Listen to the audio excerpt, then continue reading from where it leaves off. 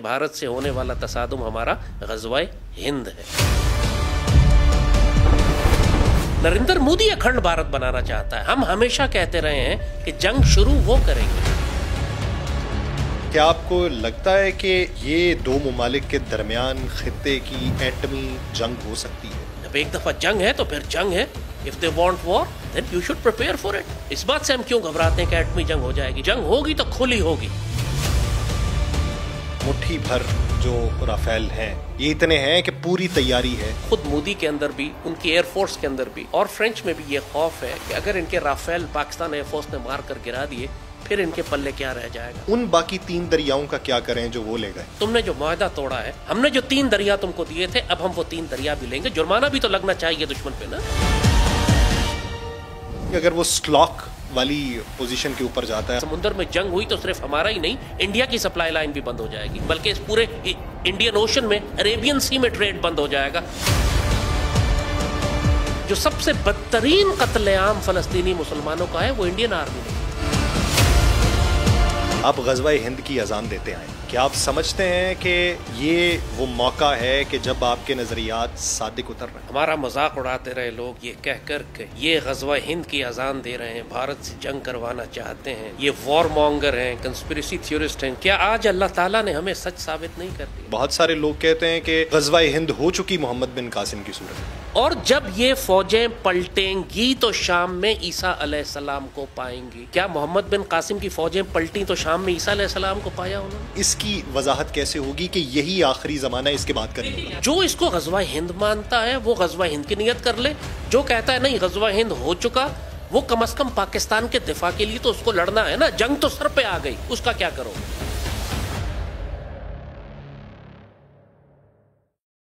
बिस्मिल्लाहिर्रहमानिर्रहीम, अस्सलाम वालेकुम नाज़रीन। 92 पॉडकास्ट में खुशामदीद। मैं हूँ यासिर रशीद एक नई एपिसोड के साथ। नाज़रीन, जिस तरह के मुल्क के हालात हैं और जिस समत की तरफ हम गामज़न हैं, वहाँ पे एक तरफ तो नज़रियात की जंग है और एक तरफ वो जंग है जो असलहे की ज़ोर के ऊपर लड़ने की इस वक्त ज़रूरत दरपेश है। लेकिन कुछ जंगें जो हैं वो असलहे के ज़ोर पे नहीं जीती जाती। आप हजम के एतबार से किसी को गिरा नहीं सकते। कुछ जंगें वो हैं जिनके अल्फाज ज़बान से अदा होते हैं और वो अल्फाज वो हो सके तो दिल्ली की दीवार के ऊपर हथौड़ा बन के बरसते रहें। ऐसे नज़रियात कि जिसके अंदर मुस्बत और मनफी पहलू की पहचान करना बेहद ज़रूरी होता है।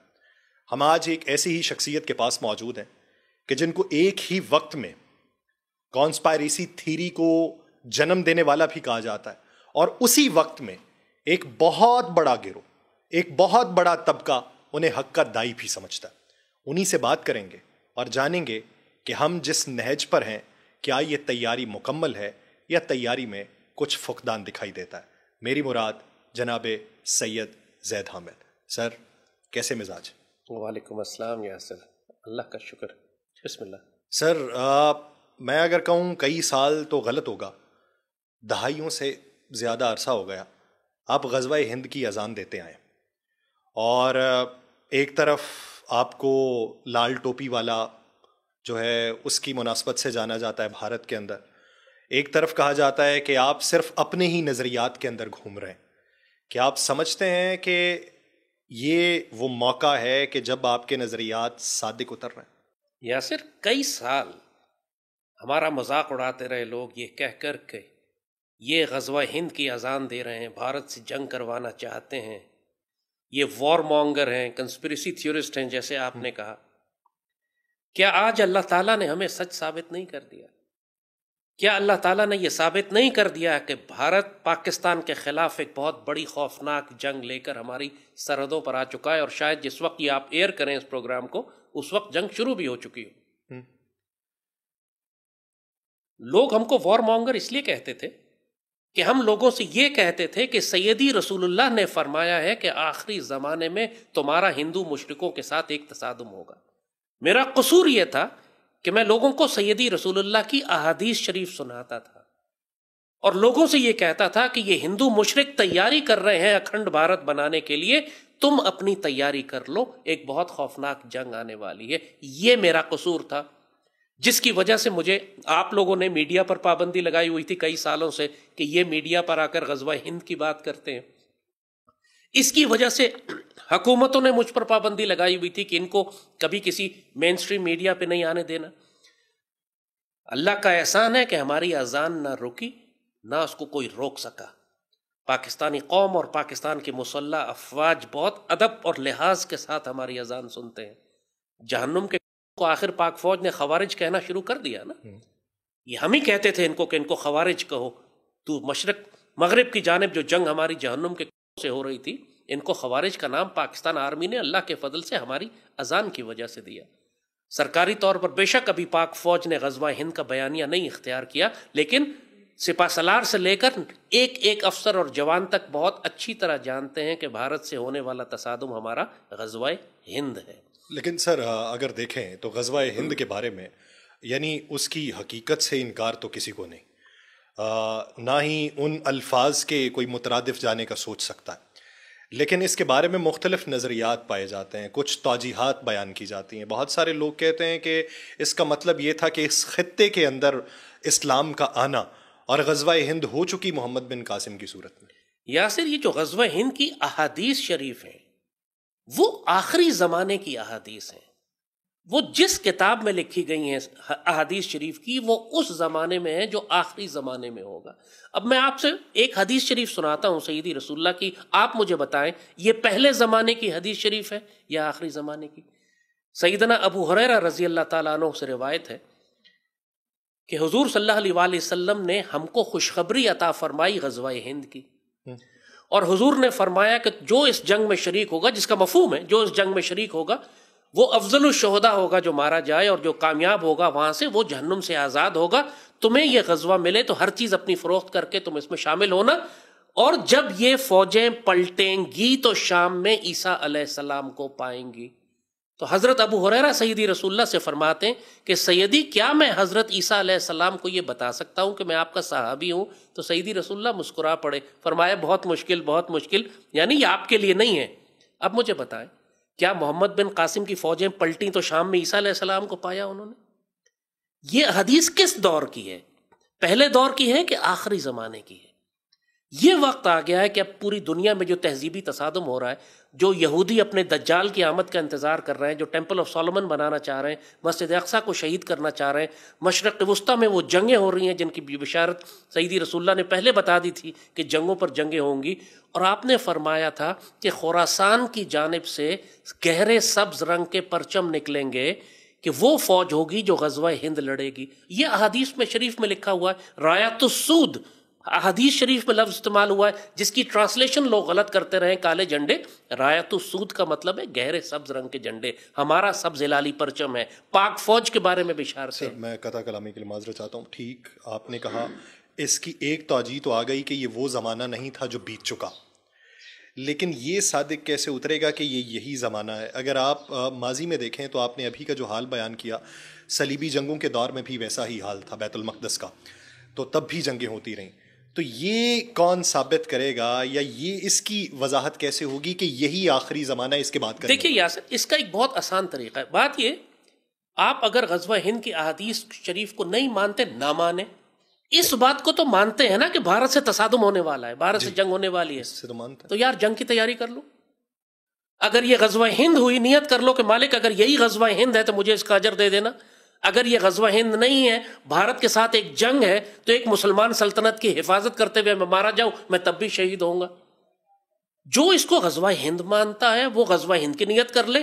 جو کہتا ہے نہیں غزوہ ہند ہو چکا, وہ کم از کم پاکستان کے دفاع کے لیے تو اس کو لڑنا ہے نا. جنگ تو سر پہ آ گئی, اس کا کیا کرو گے؟ میرے ماننے یا نہ ماننے سے کیا فرق پڑے گا؟ مودی نے تو حملہ کرنا ہی ہے, جنگ تو کرنی ہے آپ نے اس کے ساتھ. اور بات یہ ہے کہ بات صرف ایک حدیث شریف نہیں ہوتی نا. 1400 سال کی اسلامی تاریخ میں کبھی بھی اس خطے سے, خراسان کی جانب سے کوئی ایسی فوج نہیں نکلی جس کے گہرے سبز رنگ کے پرچم ہو. یہ پہلی فوج ہے. اسی کے بارے میں بشارتیں ہیں. اسی کے جب 1400 سال سے کبھی بھی فلسطین میں یہودی ریاست قائم نہیں ہوئی. احادیث شریف میں فرمایا گیا تھا نا کہ وہاں یہودی آباد ہو جائیں گے, ہر پتھر کے پیچھے سے یہودی نکلے گا اور مسلمان گھسیٹ کے اس کو قتل کریں گے.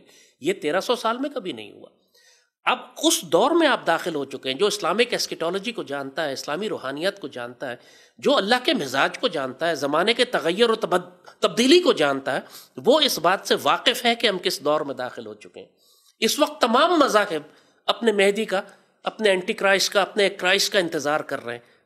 تمام مذاہب اس وقت جنگیں دنیا میں مذہبی میدان، یہ سویلائزیشنل جنگیں، ریلیجس وارز ہے. کروسیڈز کا آپ نے ذکر کیا، یہودی بھی ایک نظریے پہ، یہودی نظریے پہ جنگ لڑ رہے ہیں. لیکن سر میں اس پہ اختلاف کروں گا. بہت سارے ممالک ہم نے ایسے بھی دیکھے ہیں کہ جن کا اس مذہب سے تعلق بھی نہیں ہے، میں نام نہیں لوں گا سر، لیکن ان کو معاشی طور کے اوپر، سفارتی طور کے اوپر یا جنگ کے محاذ کے اوپر ان کی حمایت حاصل ہے. میں آپ کا سوال نہیں سمجھا ٹو بی آنیسٹ. میں اگر اسرائیل کی مثال دوں جی تو امریکہ کی مثال دوں، اس کی پشت پہ کھڑا ہے. جی. اسرائیل کو کتنے ممالک نے سفارتی طور پہ مانا ہے، وہاں پہ اپنی ایمبیسی قائم کی ہے. کیا وہ سیم مذاہب کے ممالک ہیں یا مختلف ہیں؟ دیکھیے، آپ اگر نیو کون ایوانجلیکل کرسچن زائنسٹ کا تصور سمجھتے ہیں تو پھر آپ اچھی طرح سمجھتے ہوں گے کہ نیو کونز عیسائیوں میں یہودیوں سے بڑھ کر یہودی ہیں. ایک فرقہ ہے عیسائیوں کا، نیو کون ایوانجلیکل کرسچن زائنسٹ نے کہتے ہیں، جو اس وقت امریکہ پر حکومت کر رہے ہیں. یہ ان کا وہی عقیدہ ہے کہ جو یہودیوں اور زائنسٹ کا عقیدہ ہے. سر میں ان مسلم ممالک کی بھی بات کر رہا ہوں کہ جو اسرائیل کے ساتھ اپنے تعلقات، جی وہ مسلم ممالک ایکچولی شریعت کی ڈیفینیشن کے تحت خوارج میں آتے ہیں. خوارج جن سے آپ جنگ کر رہے ہیں، جو پاکستان کے خلاف جنگ کر رہے ہیں، اپنے آپ کو مسلمان کہتے ہیں نا، لیکن پاکستان کی ریاست کے خلاف جنگ کر رہے ہیں، مشرکوں کے ساتھ کھڑے ہیں، اللہ کے دشمنوں کے ساتھ کھڑے ہیں، پاکستان کے دشمن ہیں. بہت سارے مسلمان ممالک جو اس وقت اسرائیل اور مشرکوں کے ساتھ کھڑے ہیں، یہ ان کا عمل اور ان کا کردار یہ بتا رہا ہے کہ یہ یہودیوں، مشرکوں اور صہیونیوں کے ساتھ کھڑے. یہ وہ بدترین منافق ہیں جو حب الدنیا و کراہیت الموت میں مبتلا ہیں. ہم ان کو پولیٹیکل الائنسز جو بھی ان کے ساتھ رکھے ہیں، ان کو اپنا بردر ملک کہیں، لیکن شریعت میں ان کے بارے میں بڑا واضح فیصلہ ہے. اچھا سر، ایک سوال، ایک ہے دفاع کا عنصر، ایک ہے جارحیت کا عنصر. ہیمر بار بار مارتے رہیں کہ ہمیں آپ سے جنگ کرنی ہے، جنگ کرنی ہے، جنگ کرنی ہے، تو کیا یہ بیانیہ دفاع میں آئے گا یا جارحیت میں آئے گا؟ دیکھیے، پاکستان کے خلاف جنگ کر کے اکھنڈ بھارت بنانا یہ میرا نظریہ ہے یا مودی کا نظریہ ہے؟ مودی کا نظریہ ہے نا. انہوں نے پاکستان کے وجود کو ہی تسلیم نہیں کیا 1947 سے. ایوب خان نے جب 1965 میں اپنی وہ مشہور تقریر کی تو کہا تھا کہ بھارت نے آج تک پاکستان کے وجود کو تسلیم ہی نہیں کیا. یہ زید حامد کا نظریہ تھا یا ہندوؤں کا نظریہ تھا؟ تو پھر اگر ہم آپ کو صرف یہ بتائیں کہ آپ کا جو مشرک دشمن ہے وہ آپ کے وجود کو تسلیم نہیں کرتا اور وہ اکھنڈ بھارت بنانے کے لیے پاکستان کو ختم کرنا چاہتا ہے اور 71 میں وہ پاکستان کو توڑ بھی چکا ہے، تو وار مونگر میں ہوں گا یا وہ مشرک دشمن وار مونگر ہوگا؟ نریندر مودی اکھنڈ بھارت بنانا چاہتا ہے. ہم ہمیشہ کہتے رہے ہیں کہ جنگ شروع وہ کریں گے، ہم اپنے دفاع کی بات کر رہے ہیں. اور اپنی قوم کو حوصلہ دینے کے لیے سیدی رسول اللہ کی جب احادیث شریف سناتے ہیں کہ سیدی نے فرمایا تھا کہ جب یہ جنگ شروع ہوگی تو اس کا انجام یہ ہوگا کہ تم ہند کے حکمرانوں کو زنجیروں میں لپیٹ کر لاؤ گے. یہ بات کہنے سے میں وار مونگر ہو جاتا ہوں کیونکہ مشرکوں کو برا لگتا ہے. سر آپ نے قوم کی بات کی، میرا ایک سوال ہے کہ اس پورے منظرنامے میں اگر جنگ ہو جاتی ہے یا بھارت ہم پہ مسلط کر دیتا ہے تو ہماری قوم کا حالیہ کردار کیسا دیکھتے ہیں اور وہ کیسا ہونا چاہیے تھا؟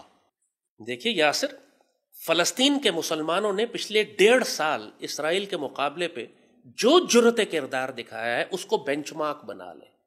چھوٹے بچے سے لے کر ایک مجاہد تک، ایک بوڑھے آدمی سے لے کر عورتوں تک، جو کردار، جو جرأت، جو استقامت، جو صبر، جو شکر، جو اللہ پہ توکل انہوں نے دکھایا ہے، وہ آج کے دور کے اولیاء اللہ ہیں. یہ کردار ہم نے صحابہ کرام میں دیکھا تھا. فلسطین کے مسلمانوں نے صرف سرنگیں نہیں بنائی تھیں، ٹنلز نہیں بنائے تھے، صرف اسلحہ نہیں جمع کیا تھا، پوری قوم تیار کی تھی اس دن کے لیے کہ ہم نے مسجد اقصیٰ کی آزادی کے لیے ان یہودیوں سے ایک فیصلہ کن تصادم کرنا ہے. پاکستانی قوم نے ایسا نہیں کیا. پاکستانی قوم میں صرف اگر کوئی ادارہ تیار ہے دشمنوں سے لڑنے کے لیے تو پاک فوج ہماری مسلح افواج ہے. ہماری قوم جھوٹی اور فاحش ہو چکی ہے. ہماری نوجوان نسل کو نہ نظریہ پاکستان کا کچھ معلوم ہے، نہ اللہ اس کے رسول کا کچھ معلوم ہے، نہ اپنی تاریخ کا کچھ معلوم ہے. ہم ہولی اور دیوالی مناتی ہے، یہ ہماری نوجوان نسل، اس کی نظریاتی اساس اس حد تک ڈائلیوٹ ہو چکی ہے. ہم قوموں میں، لسانیت میں، فرقہ واریت میں، صوبائیت میں تقسیم ہے. ہماری تمام سیاسی جماعتیں صوبائیت پر مبنی ہیں. کسی نے سندھ پکڑا ہوا ہے، کسی نے سرحد پکڑا ہوا ہے، کسی نے پنجاب پکڑا ہوا ہے. جنگیں ہمیشہ قومیں لڑتی ہیں. پاکستانی قوم میں وہ جرأت کردار نہیں ہے جو فلسطین کے مسلمانوں نے دکھایا ہے. سر ایک اور چیز ہے، آپ نے کہا اکھنڈ بھارت کا نظریہ مودی کا، جنگ مسلط کرنے کا نظریہ مودی کا، یا مودی کا RSS کے ذریعے بھارت کے اندر وہ جارحیت اپنانا کہ جو ہندو مذہب کو فروغ دے سکے. لیکن عوامی سطح کے اوپر دونوں اطراف میں، میں کسی ایک طرف کی بات نہیں کر رہا، دونوں اطراف میں بہت سارے مواقعوں کے اوپر جنگ کے حامی لوگ نہیں پائے جاتے. ادھر بھی اور ادھر بھی بہت بڑا طبقہ ہے دونوں اطراف میں. ان کو کس طریقے سے مائل کریں گے کہ نہیں جنگ ہی ہونی چاہیے، امن راستہ نہیں ہو سکتا؟ دیکھیے، ہجوم آبادی میٹر نہیں کرتا. بھارت کی اگر 1 ارب 20 کروڑ کی آبادی ہے، اس میں سے اگر 1 ارب بھی جنگ نہیں چاہتے تو کوئی فرق نہیں پڑتا، کیونکہ جو رولنگ کلاس ہے وہ RSS کی ہے. جو حکومت کرتے ہیں، جو پالیسیز بناتے ہیں، وہ اکھنڈ بھارت بنانا چاہتے ہیں. وہ مسلمانوں سے شدید نفرت کرتے ہیں. آپ نے ابھی دیکھا کس طریقے سے قانون سازی پورے بھارت میں ہو رہی ہے. وقف کا انہوں نے پورے مسلمانوں کی وقف کیا، جو جتنی پراپرٹی تھی جو کہ صدیوں سے مسلمانوں کی چلی آ رہی تھی، لاکھوں ایکڑ زمین انہوں نے ایک قلم سے ضبط کر لی، صرف اس لیے کہ حکومت ان کے پاس ہے کہ جو RSS کا نظریہ رکھتے ہیں. اب وہ مسلمانوں کے فیملی لاز چینج کر رہے ہیں. جو بلڈوزر جسٹس ہے، ہزاروں کی تعداد میں مسجدیں، مدارس، مسلمانوں کی بستیاں روز گرائی جا رہی ہیں، جو انٹرنیشنل میڈیا میں اور پاکستانی میڈیا میں بھی جس کا آپ ذکر نہیں سنتے. یہ کون کر رہا ہے سب کچھ؟ بھارت کی عوام نہیں کر رہی، حکمران کر رہے ہیں. فرض کریں کوئی ہندو ہو، آپ سندھ والی پٹی لے لیں، ہندو ہو یا عیسائی ہو، اب اس سے آپ پاکستان کی وفاداری کا عہد لیں گے یا اس کی مذہب والی قومیت کا؟ دیکھیے، یہی تو فرق ہے. مسلمان امت اور مسلمان دین کا یہی فرض ہے، یہی اس کی حقیقت اور شناخت ہے کہ جو مسلمان نیشنلزم کی بنیاد کے اوپر ہندو مشرکوں کا ساتھ دیتا ہے وہ مسلمان امت کا حصہ نہیں رہتا. علامہ اقبال نے اسی کو کہا تھا کہ موجودہ دور میں جو سب سے بڑا بت ہے، سب سے بڑا جو بت تیار کیا گیا ہے وہ وطن ہے، جبکہ مسلمانوں کی شناخت ان کے دین سے ہوتی ہے. اسی بات پر تو کافر پوری دنیا کے پریشان ہوتے ہیں کہ مسلمان کہیں بھی ہو وہ کہتا ہے میں پہلے مسلمان ہوں اور اس کے بعد میں کچھ اور ہوں. اسی لیے تو اسلامک آئیڈینٹی کو مسلمان یورپ میں بھی جا کے مینٹین کر رہے ہیں، جس کی وجہ سے یہ یورپ اور امریکہ سے مسلمانوں کو نکالنا چاہتے ہیں کہ یہ امریکن اور یورپین ہونے کے باوجود یہ پہلے مسلمان ہیں اور فلسطین کے مسلمانوں کے لیے آواز اٹھاتے ہیں. یہ ممکن نہیں ہے کہ ایک مسلمان سے اس کی آپ دینی اور روحانی شناخت چھین سکیں. اگر وہ ہندو مشرکوں کا ساتھ دیتا ہے صرف اس لیے کہ وہ ایک جغرافیے میں رہتا ہے، پھر اس کا شمار ہندو اور مشرکوں کے ساتھ ہی ہوگا. اور آپ نے ان کی حالت دیکھ لی، ہندو کبھی ان کو قبول ہی نہیں کریں گے. آپ نے دیکھ لیا قائد اعظم نے جو بات کہی تھی کہ یہ ساری زندگی صفائیاں دیتے رہیں گے ہندوؤں کے سامنے کہ ہم وفادار ہیں بھارت کے، اس کے باوجود ذبح کیے جائیں گے. سر حالیہ جو منظرنامہ ہے اس پہ مجھے ایک سوال کرنا ہے کہ 2019 پلوامہ آپریشن سوئفٹ ڈاٹ جس طریقے سے ہم نے مقابلہ کیا، اور اب پہلگام اور ادھر سے دھمکیاں، بنیادی فرق کیا ہے اس 6 سالوں میں؟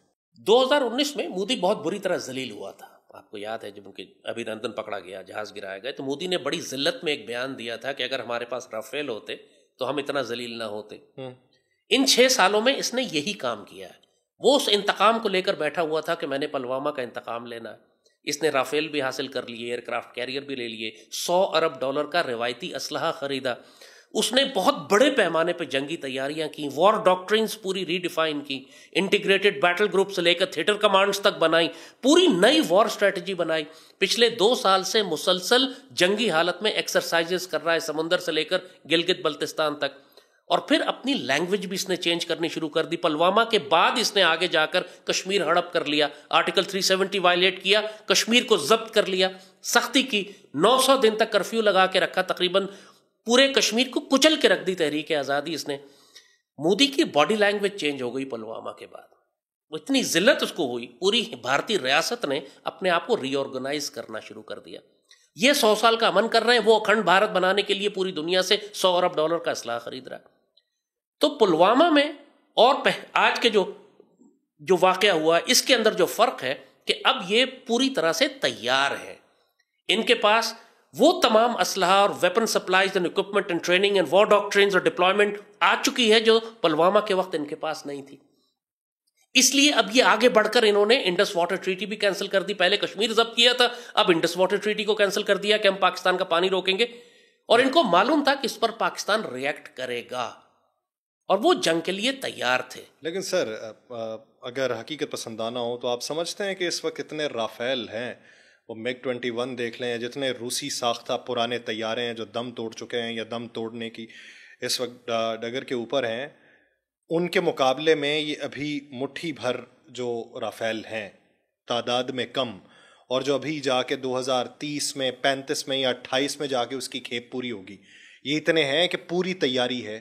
دیکھیے مسئلہ صرف چند ایئر کرافٹ کا نہیں ہوتا, اس نے پورا S-400 کا ایئر ڈیفنس سسٹمز بھی لیا, اس نے باقی تمام اپنی انویسٹمنٹ موس کی سر بڑی باتیں اور انہوں نے اپنے کروز میزائل کی ڈیولپمنٹ بہت زیادہ کی ہے, انہوں نے ڈرون اور لوئٹرنگ ایمونیشن پروگرام پہ بہت سیریسلی کام کیا, انہوں نے ایمفیبیس لینڈنگ, پاکستان کے amphibious crossings, high altitude warfare, mountain warfare, desert warfare, ان سب پر انہوں نے اتنا سیریسلی کام کیا. جیسے ہم نے کہا پوری وار ڈاکٹرائنز ری ڈیفائن کی, انٹیگریٹڈ بیٹل گروپ سے تھیٹر کمانڈ کی طرف چلے گئے.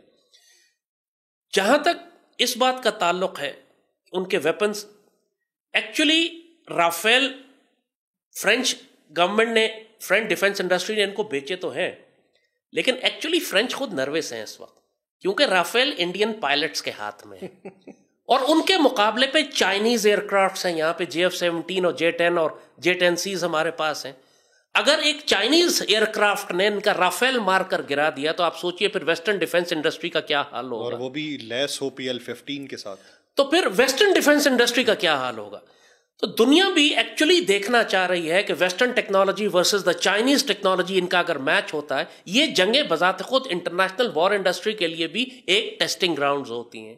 دنیا کی بڑی بڑی پاورز بھی چاہ رہی ہیں یہ دیکھنے کے لیے کہ یہ دونوں ٹیکنالوجیز اور ویپن پلیٹ فارمز کیسے بہیو کرتے ہیں. لیکن ایٹ دا سیم ٹائم جیسے ہم نے کہا کہ خود مودی کے اندر بھی, ان کی ایئر فورس کے اندر بھی اور فرینچ میں بھی یہ خوف ہے کہ اگر ان کے رافیل پاکستان ایئر فورس نے مار کر گرا دیے پھر ان کے پلے کیا رہ جائے گا. مگر بات یہ ہے کہ دیکھیے انہوں نے بہت پاورفل ایئر ڈیفنس سسٹمز لیے ہیں, انہوں نے اس وقت کانسٹنٹ سٹریم آف سپلائیز ان کو امریکہ کی جانب سے اور اسرائیل کی جانب سے پہنچ رہی ہے.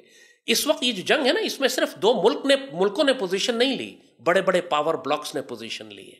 امریکنز اور اسرائیل اور برٹن اور یورپ جو ہیں وہ مکمل طور پر انڈیا کے ساتھ کھڑے ہیں. پاکستان, چائنا, ٹرکی یہ مکمل طور پر ایک بلاک میں آ گئے ہیں. عرب دنیا خاموش ہے, ٹیسٹ سپورٹ ایکچولی انڈینز کو جا رہی ہے, ہمیں نہیں جا رہی. لیکن سر آپ جس طرح بات کر رہے ہیں اور انڈیا کی تیاری کی بات کر رہے ہیں, ان کا MBS شو ہو رہا ہے کہ ان کے پاس بڑی طاقت ہے, بہت مضبوط ہے, تو پھر جب ہم اپنے دفاع کا عنصر نمایاں کریں تو وہ کن الفاظ میں ہوگا, اس کا خاکہ کیا ہے؟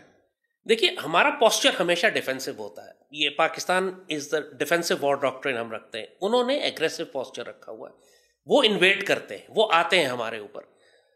پاکستان ہمیشہ سے انتظار کرتا ہے کہ اس پر پہلا حملہ دشمن کرے. اس کو ہم چینج کرنے کی کوشش کر رہے ہیں, بہت پریشر بلڈ کر رہے ہیں کہ کسی طرح پاکستان یہ اپنا پوسچر چینج کر لے. جب ایک مرتبہ واضح ہو گیا ہے کہ دشمن نے حملہ کرنا ہے, ہمارا وزیر کھل کے ٹی وی پہ آ کے کہہ چکا ہے کہ چند گھنٹوں کے اندر حملہ ہو رہا ہے. جیسے کہا کہ ہو سکتا ہے یہ پروگرام جب ایئر ہو تو اس وقت شاید جنگ شروع ہی ہو چکی ہو, تو پاکستان کو پریمپٹ کرنا چاہیے تھا. دیکھیے اسرائیل نے حزب اللہ کو پریمپٹ کر کے تباہ کر دیا. 30 سال لگے حزب اللہ کو تیار کرنے میں, لیکن اسرائیل نے پہلے پیجز کے ذریعے اور اس کے بعد باقاعدہ اساسنیٹ ہی کر دیا پوری لیڈرشپ کو ان کی جا کے. لیکن سر ایک فرق, 2 ایٹمی طاقتیں ہیں, ان میں سے کسی ایک کا غلط اقدام پوری اگلی دنیا تک دنیا کے اندر دیکھیے دنیا میں اس وقت کوئی نہیں سوچ رہا, کوئی بھی نہیں سوچ رہا جنگ کرتے وقت دنیا میں سامنے ایٹمی طاقت ہے یا نہیں. آپ مجھے یوکرین میں بتائیں, یوکرین میں بھی تو سامنے ایٹمی طاقتیں ہی ہیں.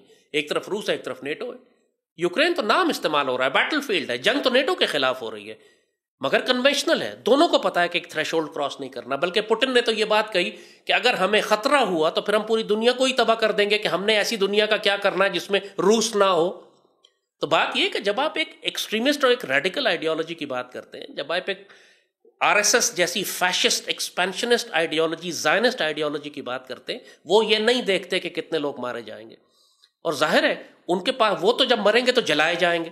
ہم مرتے ہیں تو ہم شہید ہوتے ہیں. ہمیں تو بالکل بھی خوف نہیں ہے اس بات کا کہ ہم مارے جائیں گے, کیونکہ اگر ہم مارے گئے تو غزوہ ہند کے شہداء میں اعلیٰ ترین شہداء ہوں گے. تو we are actually more dangerous. Hindu اسی بات سے خوف کھاتا ہے کہ یار یہ مسلمان تو شہید ہونا چاہتا ہے ہمارے لیے, مگر وہ پرواہ نہیں کر رہے. $100 ارب کا جو اسلحہ انہوں نے خریدا ہے وہ کنونشنل خریدا ہے. ان کا پلان یہ ہے کہ جنگ کو اس طرح مینج کیا جائے گا کہ نیوکلیر تھریشولڈ تک جائیں ہی نہیں. اور دنیا اسی طرح کر رہی ہے. نیٹو اور روس کی جو جنگ یوکرین میں پچھلے 2-3 سال سے چل رہی ہے, کیا اس نے نیوکلیر تھریشولڈ کو ٹچ کیا؟ نہیں. لیکن عمومی طور پہ سر 2 ایٹمی طاقتیں ہوں نا تو وہ جنگ کے بارے میں سوچتی نہیں. ہاں دھمکایا جاتا ہے, اس میں کسی تیسرے فریق کو شامل کر لیا جاتا ہے, اس کو ثالث بنا لیا جاتا ہے. لیکن کیا آپ کو لگتا ہے کہ یہ 2 ممالک کے درمیان خطے کی ایٹمی جنگ ہو سکتی ہے؟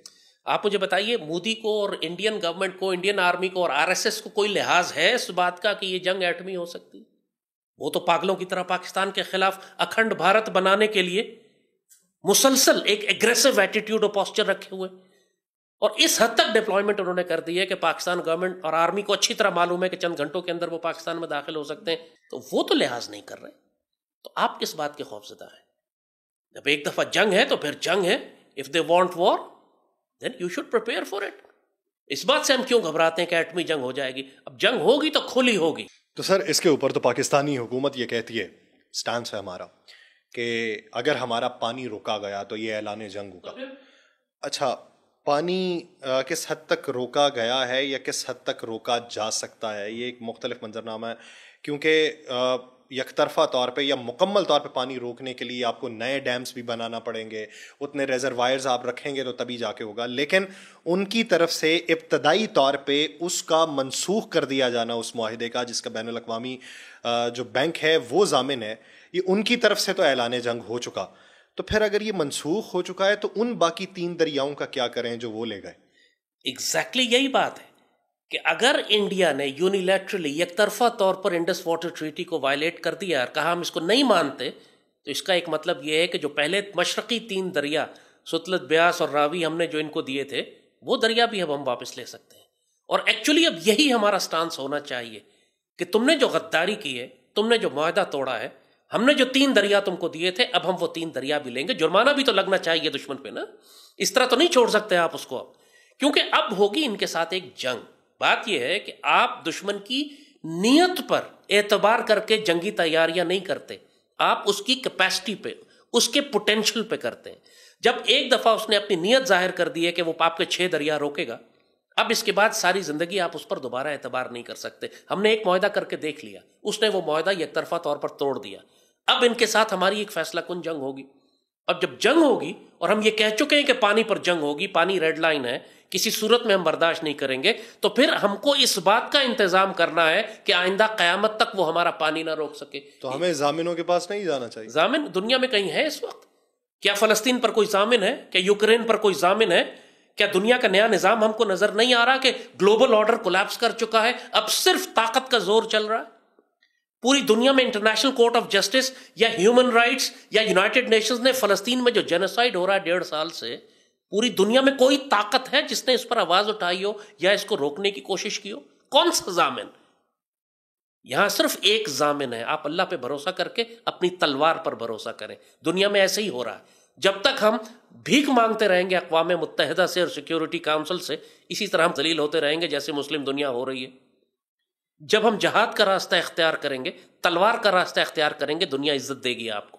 موجودہ سیاسی قیادت یہ پریشر لے سکتی؟ آپ مجھے بتائیے, جن کے سارے اثاثے ملک سے باہر رکھے ہوئے ہوں, جن کی دولت ملک سے باہر رکھی ہوئی ہو یہودیوں کے پاس اور انگلینڈ میں اور امریکہ میں اور دبئی میں, وہ کیا مغربی طاقتوں کے خلاف کھڑے ہوں گے؟ لیکن سر آپ کا یہ موقف جو ہے یہ ملک کی کمزوری, ملک میں تقسیم کا عنصر بھی نمایاں کرتا ہے. تقسیم کا عنصر ہو یا کمزوری کا, یہ حقیقت ہے. فیکٹ ہے کہ ہمیں مضبوط ڈنڈے والی سرکار کی ضرورت ہے. یہ موجودہ قیادت ہماری, اس نے جنگ نہیں دیکھی ہوئی. اگر آپ خود کہتے ہیں تیاری کے لیے ایک زمانہ چاہیے, ابھی اگر جنگ سر پہ مسلط ہونے والی ہے تو ابھی کیا تبدیلی ہوگی؟ اسی لیے ہم یہ بھی ساتھ کہتے ہیں کہ ہمیں بہت بھاری نقصان ہوگا شروع میں, اسی وجہ سے کہ پاکستانی قوم بھی تقسیم ہے اور ہمارے پاس قیادت بھی نہیں ہے. سارا بوجھ پاک فوج پر آ جائے گا. نہ تو ہم نے اسلحے کے ذخیرے بنائے، نہ ہم نے تیل اور خوراک کے ذخیرے بنائے. اللہ نے ہمیں وافر خوراک دی، ہم نے ایکسپورٹ کر دی سنبھال کے رکھنے کے بجائے، جانتے ہوئے کہ انڈیا جو ہے وہ چاول ایکسپورٹ نہیں کر رہا، وہ ذخیرے جمع کر رہا ہے کیونکہ آنے والی جنگوں میں ضرورت پڑے گی. اور ہم نے سارا چاول یہ کہہ کر کہ انڈیا نے ایکسپورٹ نہیں کیا تو ہمارے پاس مارکیٹ خالی ہو گئی، ہم نے $6 ارب کے چاول ایکسپورٹ کر دیے. اب اگر جنگ ہو گئی پنجاب میں، جنگ ہو گئی سندھ میں، تو مجھے بتائیے آپ کی اگلی فصل کون لگائے گا؟ انڈیا نے تو اپنی تیاری کر لی، اس نے تو ذخیرے رکھے ہوئے تھے، آپ نے ڈالر کما لیے. اپنے خیال میں بڑی زبردست معاشی کارکردگی دکھائی آپ نے. یہ جانے بغیر کے دشمن، یہ جو اتنی بڑی ایکسپورٹ چاولوں کی انڈیا روک رہا ہے، تو کیوں روک رہا ہے؟ اس نے کیا پلان ہے اس کا؟ اگر قیادت ہوتی تو دیکھ لیتی اس بات کو.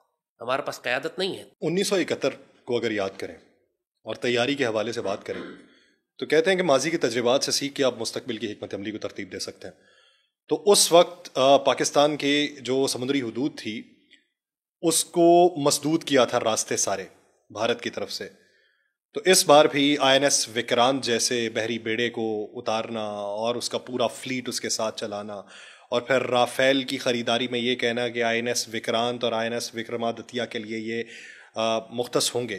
ابھی بھی اگر وہ سلاک والی پوزیشن کے اوپر جاتا ہے اور وہ اسٹریٹجی اپناتا ہے تو ہمارے پاس کاؤنٹر اٹیک کیا ہوگا، اور دوسرا ذخیرہ اشیاء کا وہ کتنا ہوگا؟ دیکھیے یاسر، یہی بہت عرصے سے ایک میں عجیب بات کرتا تھا. لوگ کہتے تھے کہ آپ پاگل ہیں، آپ کیا کہنا چاہ رہے ہیں.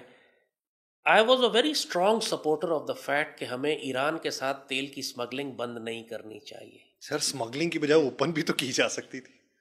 بات یہ ہے کہ اگر حکومت سرکاری طور پر یہ کہے کہ پابندی لگتی ہے، ایران کے ساتھ ہم تجارت نہیں کر سکتے، انٹرنیشنل سینکشنز ہیں ایران پر، ہم ٹریڈ نہیں کر سکتے، یہ بھی تو بزدل ہے نا، کھل کے بات نہیں کرتے. دنیا کر رہی ہے حالانکہ ایران کے ساتھ. تو اگر ایسا معاملہ ہے تو آپ خفیہ طور پر ایران کے ساتھ اسمگلنگ روٹ کھول کر رکھیں، کیونکہ آپ کی آنے والی جنگ میں سمندری راستے بند ہو جائیں گے. یہ ہماری اسٹریٹجک لائف لائن ہوگی ایران سے اسمگلنگ. یا تو آپ کھل کے ان کے ساتھ تجارت کریں، جیسے آپ نے کہا ان سے ڈیل کریں کہ ہزاروں ٹرک روز فیول کے ایران سے آئیں گے. اگر اتنی ہمت نہیں ہے تو کم از کم اسمگلنگ کے ذریعے کریں، جیسے آپ کم از کم، تاکہ آپ پہ کوئی پابند، آپ یہ کہہ سکیں کہ جی تو اسمگلر ہے، ہمیں کیا پتا. دنیا اسی طرح کام کرتی ہے. آپ نے سمجھتے کہ آپ کا یہ بیانیہ بھی ایک نیریٹو کے طور پہ یا ایک ثبوت کے طور پہ پیش کیا جا سکتا؟ دیکھیے میں تو امٹیریل ہوں نا، میں کوئی گورنمنٹ تو نہیں ہوں، میں تو جو مرضی بیٹھ کے کہتا رہوں. جب ملک کا اسٹریٹجک انٹرسٹ ہوتا ہے تو آپ اسمگلر تو بلیک مارکیٹ اور مافیاز کو ہی استعمال کرتے ہیں. دنیا ایسے ہی کرتی ہے. ہم اگر فلسطین کے اندر سپلائیز پہنچا رہے ہیں تو وہ بھی بلیک مارکیٹ اور مافیاز کے ذریعے جا رہی ہیں نا، حکومتوں کے ذریعے تو نہیں جا رہی ہے. حکومتوں نے تو راستے بند کیے ہوئے ہیں.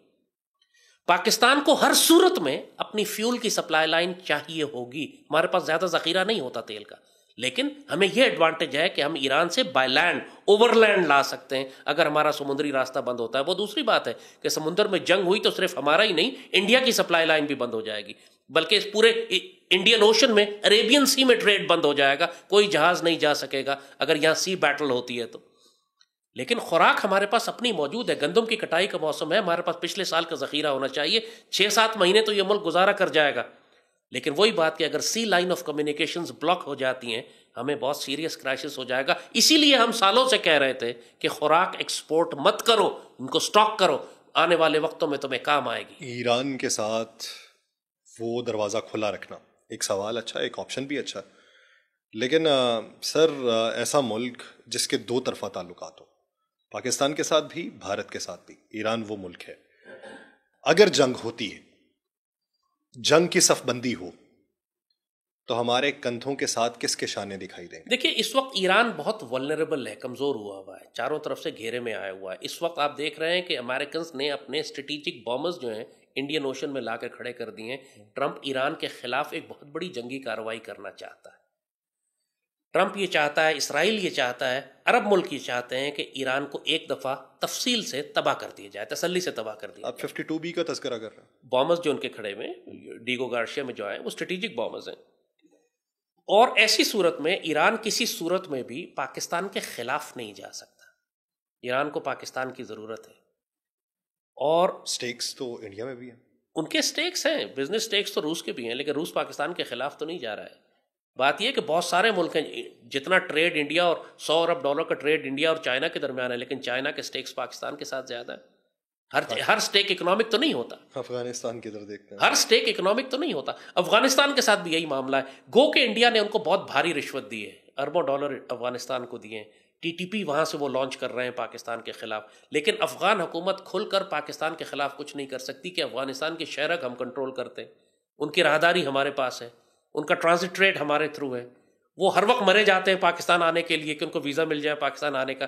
وہ دہشت گردی کر رہے ہیں, لو انٹینسٹی کانفلکٹ ہمارے خلاف, کھل کے ہمارے خلاف پوسچرنگ نہیں کر سکتے. سر 54 دہشت گرد, جی میں وہی عرض کر دو رہا ہوں راتوں میں ہی آ جانا سر, یہ low intensity, this is called low intensity conflict. اس کو فوجی اصطلاح میں یہ ہائی انٹینسٹی کانفلکٹ نہیں ہے. دوسری طرف ہمارے کوئی ریگولر آرمی نہیں ہے, دہشت گرد گروہ ہے, وہ ایک انسرجنسی ہے, ایک بغاوت ہے.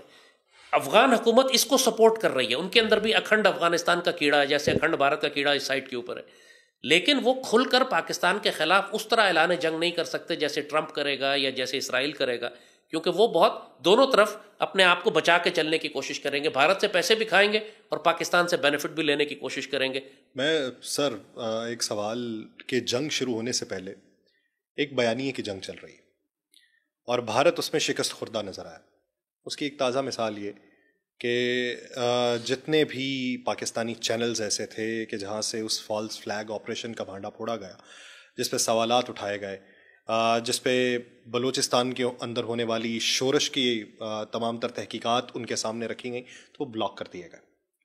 لیکن اگر سوشل میڈیا کے دوسرے پلیٹ فارمز کو دیکھیں نا, ادھر سے جنگ مسلط کرنے کی باتیں ہو رہی ہیں اور ادھر سے ہمارے ہاں پہ جو ہے نا وہ حصے مزاح جو ہے اسے ہتھیار کے طور پہ استعمال کیا جا رہا ہے. تو یہ ایک طرف تو شکست ہے, بھارت اس سے گھبرایا بھی ہوا ہے اور بھارت اس سے زچ بھی ہوا, لیکن کیا آپ اسے نئے دور کی ڈیمانڈ سمجھ سکتے ہیں یا اسے کم فہمی کم عقلی ہے؟ بات یہ ہے کہ جب آپ بیانیے کی جنگ کرتے ہیں نا, تو اس میں ہیومر یا اس کے اندر سارکازم یا طنز, یہ بذات خود یہ بھی ایک ہتھیار ہے. پاکستانی قوم کا مزاج یہ ہے کہ یہ غیر سنجیدہ قوم ہے. اس کو بھی ایکچولی اندازہ ہی نہیں ہے کہ کتنی انٹینسٹی کی جنگ ہمارے اوپر آنے والی ہے, کتنی خوفناک ہو سکتی ہے.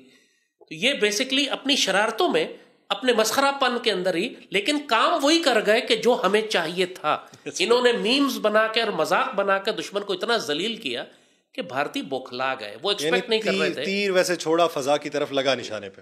تو بھارتی یہ ایکسپیکٹ نہیں کر رہے تھے کہ پاکستانی قوم اتنی شغلی ہوگی, اتنا مذاق بنائے گی, ان کی ایسی توہین کرے گی, گھسیٹ کے رکھ دے گی ان کو. بالکل دے ور ناٹ ایکسپیکٹنگ. دیکھو مزے کی بات یہ کہ یہ کام کوئی ریاستی سطح پر نہیں ہو رہا ہے, نہ حکومت کر رہی ہے نہ فوج کر رہی ہے. یہ ہماری جنریشن زی کر رہی ہے. یہ ہماری وہ جنریشن ہے جس کو ایکچولی جو سب سے زیادہ شغلی اور سب سے زیادہ ان سیریس جنریشن ہے. لیکن اس وقت چونکہ یہ جنگ کو بھی مذاق سمجھ رہے ہیں, تو ان کی یہ مائنڈ سیٹ, ان کا جو غیر سنجیدہ پن تھا, یہ پاکستان کے کام آ گیا. انہوں نے اتنا مذاق اڑایا دشمن کا کہ اس نے تنگ آ کے پاکستانی سوشل میڈیا اکاؤنٹس بند کرنا شروع کر دیے. لیکن it's time to get serious also. آپ مجھے بتائیے, جب غزہ جیسی جنگ شروع ہوگی, اگر اس طرح کی بمباری ہمارے شہروں پر ہوتی ہے, تو یہ طنز مزاح اور یہ حصے مزاح کتنے عرصے قائم رہے گی؟ یہ ایک عنصر جو آپ نے نمایاں کیا سر, اسی پہ میرا اگلا سوال ہے کہ جنگ کے بارے میں بات کرنا آسان ہے جب کٹی ہوئی لاشیں پڑی ہوں, فضا میں بارود کی بو ہو اور اگلی نسل جو ہے اس سے متاثر جینیاتی طور پہ ہوتی ہوئی دکھائی دے, تو کس حد تک اس پہ سٹینڈ لیا جا سکتا ہے؟ دیکھیے, یہ جنگ آپ شروع نہیں کر رہے ہیں نا, آپ پر مسلط کی جا رہی ہے. لہٰذا یہ جنگ کتنا عرصہ چلے گی, اس میں کتنی قربانیاں دینی پڑیں گی, دشمن اکھنڈ بھارت کے لیے کس حد تک جائے گا, یہ سارے فیصلے دشمن کے ہیں. آپ کا کام یہ ہے کہ جرأت کردار سے مزاحمت کریں اور پاکستان کے دفاع کے لیے جو قربانی آپ دے سکتے ہیں آپ کو دینی ہے, ورنہ آپ اپنی سرزمین سے بھی جائیں گے, اپنی عزت اور آبرو اور ایمان سے بھی جائیں گے. آپ سمجھتے ہیں کہ مسلمان جو ایک جسم کی مانند ہیں, ایک حصے میں تکلیف ہو تو پورے جسم کو تکلیف محسوس ہو, تو ہم نے وہ تکلیف محسوس کی. ہم نے فلسطین کے ساتھ خیانت کی, ہم نے فلسطین کے ساتھ غداری کی, 1.5 سال ہو گئے, ہم نے پاکستان کا صدقہ نہیں نکالا. ہمیں صدقہ نکالنا چاہیے تھا. فلسطین کے مسلمان چیخ چیخ کر پاکستان کو بلا رہے تھے. ہم چاہتے تو کروڑوں روپیہ روز بھجوا سکتے تھے ان کے لیے, ہم نے نہیں بھیجا. ہم نے ظلم کیا اپنی جانوں پہ. اور یہ ہمیشہ سے صاحب نظر اور اہل نظر لوگ یہی بات کرتے تھے کہ فلسطین کے ساتھ خیانت کرنے کی سزا پوری مسلمان دنیا کو لگے گی. پاکستان کو زیادہ لگے گی کیونکہ ہماری ذمہ داری زیادہ تھی. ہم سب سے طاقتور ایٹمی اسلامی ملک تھے. ہم اسرائیل کو دھمکی دے کر روک سکتے تھے اس جنگ کو. ہم تو تب بھی نہیں زید صاحب اپنے ضمیر کو جھنجھوڑ پائے کہ جب 7 سال کی بچی اور اس کے سامنے اس کے باپ کا لاشا پڑا ہوا تھا تو وہ کہتی تھی کہ خدا میں تجھ سے راضی، لیکن بروز محشر میں تجھ سے پوچھوں گی کہ یہ جو مسلمان بنے پھرتے تھے انہوں نے ہمارے لیے کیا کیا. تو اگر جھنجھوڑنا ہوتا تو وہی ایک جملہ کافی تھا. دیکھیں یاسر، فلسطین کے مسلمانوں نے اللہ سے شکایت لگا دی ہے. وہاں ایک عام بد دعا ہے، یا رسول اللہ اس مسلمان امت کی شفاعت مت فرمائیے گا جس نے ہم کو تنہا چھوڑ دیا. اللہ اکبر وللہ الحمد. میں سوچتا ہوں میرے وجود کے رونگٹے کھڑے ہو جاتے. وی بیٹریڈ دیم، ہم نے خیانت کی ان کے ساتھ. تو ہمارا خیال ہے ہمیں اللہ اس آزمائش میں نہیں ڈالے گا، ہمیں سزا نہیں لگے گی. ان میں وہ حوصلہ کہاں سے آتا ہے؟ یعنی آپ اپنا گھر بار لوٹا دیں، معاشی طور پہ کمزور ہو جائیں، جو گھر ہیں وہ زمیں بوس ہو جائیں، اس کے ملبے کے اوپر بیٹھیں، ایک پھول ہاتھ میں پکڑیں، اپنی بچی کو گود میں بٹھائیں اور اس سے مہکتے چہکتے ہوئے باتیں کرنے لگیں، تو یہ حوصلہ کیسے آتا ہے؟ پچھلے 40-50 سال سے انہوں نے یہ نسل تیار کی ہے. انہوں نے اس نسل کو سمجھایا ہے کہ ہم مارے جائیں تو تمہاری ذمہ داری ہے کہ مسجد اقصیٰ کی حفاظت کرنی ہے. ہم نے تو یہ نسل تیار نہیں کی، انہوں نے وہ نسل تیار کی جس کو ہر نسل کو یہ سکھایا جاتا تھا کہ فداک امی و ابی یا رسول اللہ، آپ پر قربان میرے ماں اور باپ، میرے جان، میرا مال، میرا سب کچھ. یہ فرق ہے نسلوں کی تیاری میں. وہ فلسطین کے مسلمان مسجد اقصیٰ کی حفاظت کے لیے جان قربان کر رہے ہیں. ہم لوگ تو غزوہ ہند کے لیے اپنی جان نہیں قربان کرنا چاہتے. ہم نے تو اپنی قوم کو غزوہ ہند کے لیے تیار نہیں کیا. جو غزوہ ہند کی اذان دیتا تھا اس پر پابندیاں لگاتے رہے، پاکستانی میڈیا میں مذاق اڑاتے رہے کہ یہ کہہ رہا ہے کہ بھارت سے بڑی جنگ آنے والی ہے. اب جنگ آ گئی نا. نوح علیہ السلام جب کشتی بنا رہے تھے ان کا بھی مذاق ہی اڑایا جاتا تھا. جب طوفان آ گیا تو وہی بچے جنہوں نے نوح علیہ السلام کے ساتھ اپنے آپ کو وابستہ کر لیا تھا. تو اللہ تعالیٰ اس پاکستانیوں کے ساتھ، اس قوم کے ساتھ کیا کرتا ہے یہ باپ دیکھیے گا کیا ہوتا ہے. میرا مالک چاہے تو مہربانی فرما دے، چاہے تو سزا دے، ہم اس کے بندے ہیں. سر ایک چیز سمجھنی ہے، جب آپ کے پاس جدید ٹیکنالوجی ہو، آپ دنیا پر جارحیت کرنے کے، ظلم و بربریت کرنے کے باوجود بھی اس حد تک مستحکم ہوں، کھڑے ہوئے ہوں، گلا جو گردن ہے وہ تنی ہوئی ہو کہ جاؤ جو کر سکتے ہو کر لو، میکنزم آپ کا مضبوط ترین ہو، اور آپ کے سامنے وہ طاقت ہے کہ جس کے پاس ایک منظم اسلحہ بھی موجود نہیں ہے. وہ طاقت ہے کہ جس کے لوگ اپنے نام کے ساتھ بھی پہچانے نہیں جاتے، ان کے عرف رکھے ہوتے ہیں. وہ اپنی سپلائی چین کو کس طریقے سے برقرار رکھ لیتے ہیں؟ یعنی تمام راستے بند ہیں، بندش ہے، اسرائیلی افواج ہیں، خوراک کے ٹرک نہیں جانے دیے گئے، پانی روک دیا گیا، اسلحے کی سپلائی ہے، چیکنگ ہے، بمباری ہے، لیکن اس کے باوجود حماس، حزب اللہ، یمنی حوثی کس طریقے سے کھڑے؟ غیرت ایمانی، جرأت کردار. یہ ایک مرد مجاہد کا، ایک مرد مومن کا وہ کردار ہے جو بغیرت جانتا ہی نہیں ہے. اس کو معلوم ہی نہیں ہے کہ اللہ تعالیٰ کی خاطر اپنے آپ کو زیر آتش رکھنے کا لطف کیا ہے. فلسطینی مجاہدین نے غزہ کی چھوٹی سی پٹی، راولپنڈی جتنی بڑی پٹی ہے یہ، اس پٹی میں انہوں نے پچھلے 30 سال کام کیا. اوپر بھی کیا، نظریاتی طور پر بھی کیا، زیر زمین بھی کیا، اور پوری دنیا میں ایک نظام بنایا انہوں نے انڈر ورلڈ کا، اس بات کو جانتے ہوئے کہ جب ہم فلسطین کی آزادی کی آخری جنگ شروع کریں گے تو پوری دنیا سے ہماری سپلائیز بند کر دی جائیں گی. آج بھی جو ہم سپلائیز پہنچاتے ہیں فلسطین میں 2 طریقے ہیں. ایک تو حکومت پاکستان کی بھی آپ دیکھتے ہیں کہ جہاز جاتے ہیں، لیکن وہ جہاز مصر میں کھڑے ہو جاتے ہیں، جارڈن میں کھڑے ہو جاتے ہیں، ریگستان میں ٹرک کھڑے ہوئے ہزاروں، اسرائیل کی مرضی کے بغیر ایک ٹرک اندر نہیں جا سکتا. دوسری سپلائی لائن ہے جو ہم استعمال کر رہے ہیں. پچھلے 1.5 سال سے ہم بھی سپلائیز بھیج رہے ہیں فلسطین کے اندر، لیکن ہم مجاہدین کا نیٹ ورک یوز کر رہے ہیں. وہ نیٹ ورک جس کو پوری دنیا کی طاقتیں مل کر بھی آج تک نہیں توڑ سکیں. مجاہدین آج بھی زیر زمین سرنگوں سے نکل کر اسرائیلی ٹینکوں کا شکار کر رہے ہیں. کیسے کر رہے ہیں؟ حماس ابھی تک کیسے قائم ہے؟ پوری دنیا حیران ہے کہ اتنی شدید بمباری کے باوجود یہ نیٹ ورک کیسے چل رہا ہے. مجاہدین ہی کا نیٹ ورک ہے جس کے ساتھ ہم کنیکٹڈ ہیں. ہم اس نیٹ ورک تک وسائل پہنچاتے ہیں، وہ آگے سپلائیز خرید کے اندر لے جاتے ہیں. وہ ان کا نظام ہے. یہ حکومتوں پر پابند نہیں ہے، یہ حکومتوں پر ڈیپینڈ نہیں کرتا. اسرائیل جتنے مرضی دروازے بند کر دے، مجاہدین کا اپنا نیٹ ورک کام کر رہا ہے. اس کا حل کیا نکلتا ہوا دیکھتے ہیں؟ اس کے 2 حل ہیں. سیدھی سی بات ہے کہ جب تک کوئی مسلمان طاقت اسرائیل کو دھمکی نہ دے، دیکھیں اسرائیل نے تو آپ کو آ کے دھمکی لگا دی، اسرائیل نے تو آپ کے خلاف اعلان جنگ کر دیا، انڈیا کے ساتھ مل کر اس وقت پوری طاقت کے ساتھ وہ آپ کے خلاف جنگ کرے گا. تو پاکستان کو کون روکتا ہے کہ ہم اسرائیل کو تھریٹ کریں؟ ہم اس وجہ سے اسرائیل کو تھریٹ نہیں کرتے تھے کہ ہمارے اوپر جنگ آ جائے گی، جنگ تو ویسے بھی آ گئی. اب تو تھوڑی غیرت دکھا لو یار، اب تو اسرائیل کو تھریٹ کرو. اب تو ترکی کے ساتھ مل کر یا اکیلے ہی جا کے ہم اس قابل ہیں کہ کم از کم اتنا تو کر دیں کہ فلسطین کے اندر، غزہ کے اندر ہم میڈیکل ٹیمز بھیجیں، سپلائیز بھیجیں، اسلحہ پہنچائیں. انڈین آرمی پہنچی ہوئی ہے غزہ میں، جو سب سے بدترین قتل عام فلسطینی مسلمانوں کا ہے وہ انڈین آرمی نے کیا ہے. Do you know that? Indian army وہاں پہنچی ہوئی ہے تمام وسائل کے، انڈین مرسنریز ہیں وہاں پہ جو لڑ رہے ہیں اسرائیل کی جانب سے مسلمانوں کا قتل کرنے کے لیے. ہم کیوں نہیں سپلائیز اندر پہنچا سکتے؟ 25 کروڑ پاکستانی ہیں ہم یار، وہ 20 لاکھ فلسطینی ہیں، ہم ان کی کفالت کیوں نہیں کر سکتے؟ روز 1 روپیہ بھی دے تو 25 کروڑ روپیہ روز جا سکتا ہے فلسطین میں، کم از کم ان کو کھانے پینے. وہ بھوک سے اور پیاس سے مر رہے ہیں، مطلب شرم کی کوئی حد ہوتی ہے. وہ بھوک سے اور پیاس سے مر رہے ہیں، چھوٹے چھوٹے بچے. ہم ایک گلاس پانی نہیں پہنچا سکتے کیونکہ مصر نے راستہ بند کیا ہوا ہے، دوسری جانب اسرائیل نے بند کیا ہوا ہے. ہم مصر کو تھریٹ کر سکتے ہیں، مصر سے بات کر سکتے ہیں یار. پاکستان کو وہ نہیں روک سکتا مصر، وہ اسرائیل کو نو کر سکتا ہے، اسرائیل کو یس کر سکتا ہے، پاکستان کو نہیں روک سکتا. ہمارا لحاظ کرتے ہیں وہ، لیکن ہم بھی اپنا ڈپلومیٹک اور پولیٹیکل اور ملٹری کلاؤٹ استعمال ہی نہیں کر رہے. ہم بھی لیٹے ہوئے ہیں کہ ہم نے بھی بس چیریٹی آرگنائزیشنز کو دے دیا ہے کہ مرضی لے جا کے ٹرک کھڑے کر دو ریگستان میں. آپ ریاستی طاقت تو استعمال کریں، اور کچھ نہیں تو فوجی طاقت استعمال کریں اسرائیل کو تھریٹ کرنے کے لیے. اپنا نیول شپ بھیجیں وہاں پہ جو غزہ میں جا کے سپلائی ڈیلیور کرے. اسرائیل سے کہیں روک کے دکھاؤ، ہم دیکھتے ہیں پھر تمہارے ساتھ ہم کیا کرتے ہیں. اتنا بھی کہنا کافی ہے آپ کا، جنگ رک جائے گی.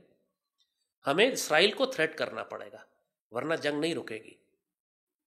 اور اگر آپ بہانے تلاش کر رہے تھے کہ ہم اسرائیل کے خلاف کیسے کارروائی کریں، تو اسرائیل اب آپ کے دروازے پر آ گیا ہے. امریکہ اور بھارت کے ساتھ مل کر آپ کے خلاف جنگ کرے گا. اب تو جواز بھی ہے آپ کے پاس. ایک اور زید صاحب بیان سامنے آیا گرپت سنگھ پنو کا، جو کینیڈا کے اندر ہوتے ہیں، سکھ رہنما. انہوں نے آپ کو معلوم ہے کہ ان کی طرف سے دیا گیا پیغام جو ہے وہ سکھوں میں مقبولیت بڑی حاصل کرتا ہے، چاہے وہ کسانوں کی تحریک ہو، چاہے وہ سرکاری اداروں میں کام کرنے والے ہوں. انہوں نے کہا کہ اگر جنگ لڑتی ہے تو پاکستان کے خلاف سکھ نہیں لڑے گا. تو اس کا کیا نتیجہ دیکھتا ہے؟ دیکھیے، یہ اللہ تعالیٰ کی طرف سے ایک اسٹریٹجک اثاثہ اللہ تعالیٰ آپ کو دے رہا ہے. ایسا نہیں ہے کہ تمام سکھ پاکستان کے خلاف جنگ نہیں کریں گے. بہت بڑی تعداد انڈین آرمی میں سکھ یونٹس کی ہے، سکھ ریجیمنٹس کی ہے جو لڑیں گے. لیکن بہت بڑی تعداد میں سکھوں کی ایسی بھی ہے جو پاکستان کے حق میں پاکستان کے خلاف کبھی جنگ نہیں کریں گے، اور بلکہ پاکستان کے لیے جاسوسی کریں گے، پاکستان کے لیے اندر سیبوٹاج کریں گے، سبورجن کریں گے، نقصان پہنچائیں گے. ان کا تو قبلہ ہے نا سر. اور پچھلے دنوں آپ نے دیکھا کہ بھارتی فوج کے اندر بغاوت ہوئی اور سکھوں اور ہندوؤں کی آپس میں لڑائی بھی ہوئی، کئی سکھ افسر اور جوان مارے بھی گئے. یہ سب کچھ ہوگا بھارت کے اندر. یہ جو جنگ میں آپ جو سناریو ہو رہا ہے، کچھ آپ تھوڑا سا میں چاہوں گا کہ آپ مجھے 2 منٹ دیں. یہ جو سناریو میں دیکھ رہا ہوں اس وقت پاکستان اور انڈیا کے درمیان جو ہو رہا ہے، نریندر مودی پاگلوں کی طرح پاکستان کے خلاف کوئی جنگی کارروائی کر کے اپنا کوئی سیاسی فائدہ لینا چاہتا ہے. پلوامہ کے بعد جس طرح انہوں نے الیکشن جیتا تھا، یہ اسی طرح کی کوئی کارروائی کرنا چاہتے ہیں. مگر انڈین آرمی جانتی ہے کہ ہمارے پاس ایک بڑی وائڈ سکیل کنونشنل جنگ لڑنے کے لیے وہ تیار نہیں تھے. ان کے انڈین آرمی کے ایک جنرل کو سیک کیا انہوں نے اسی بات پہ کہ اس نے اعتراض کیا تھا کہ آپ چھوٹی موٹی لڑائی کر لیں کشمیر میں، اگر آپ نے وائڈ سکیل انگیجمنٹس کی تو ہمیں نقصان زیادہ ہوگا. پاکستان تیار ہے، پاکستان کے ڈیفنسز سٹرونگ ہیں، ہم مارے جائیں گے. اس کو سیک کر دیا انہوں نے. جو موہن بھگوت ہے، جو RSS کا ہیڈ ہے، اس نے نریندر مودی سے ملاقات کی ہے خاص طور پر جا کے، بڑا اس کو انڈر پریشر لایا. وہ اصل میں انڈیا پر حکومت مودی نہیں کرتا، موہن بھگوت کرتا ہے. موہن بھگوت نے مودی سے کہا ہے کہ اگر تم نے پاکستان کے خلاف ڈیلیور نہیں کیا تو میں تم کو پرائم منسٹرشپ سے ہٹا کر یوگی کو PM بنا دوں گا. یہ بہت بڑی بات ہے. یوگی از دا نیکسٹ ان لائن. وہ بالکل پاگل یوگی، وہ جو گنجا جو ہے، وہ جہاں پہ اورنج رنگ کے کپڑے پہنا رہتا ہے، وہ نیکسٹ ان لائن ہے پرائم منسٹر کے لیے. اس نے اپنی لابنگ کر لی ہے موہن بھگوت کے ساتھ. وہ زیادہ ہارش ہے. یہ جو بلڈوزر جسٹس شروع ہوا ہے پورے انڈیا میں، یوگی نے شروع کیا ہوا ہے. سب سے زیادہ یہ ایکچولی خون پینے والا ایک درندہ ہے جو مسلمانوں سے شدید نفرت کرتا ہے. وہ چیف منسٹر ہے، آلریڈی لگا ہوا ہے سارے. اس کو یہ پرائم منسٹر بنانا چاہتے ہیں مودی کی جگہ پر. سو اس وقت انڈیا کے اندر بھی سیریس پاور سٹرگل ہے.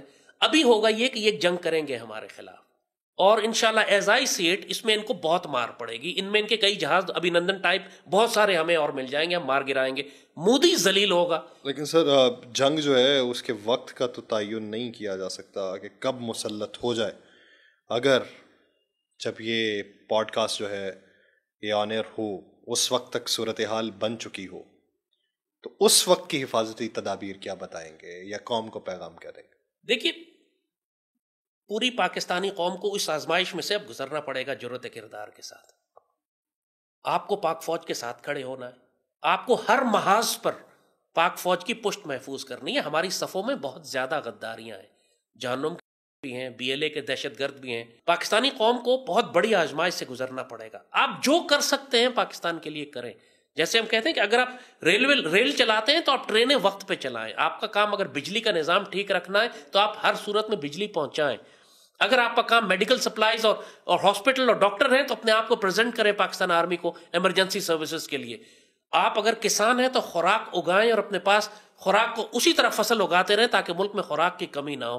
ہر پاکستانی کو اپنے حصے کی ڈیوٹی کرنی ہے. اور سب سے بڑھ کر آپ کو جو آزمائشیں، مشکلیں اور پریشانیاں آتی ہیں غزہ کے مسلمانوں سے سیکھیں.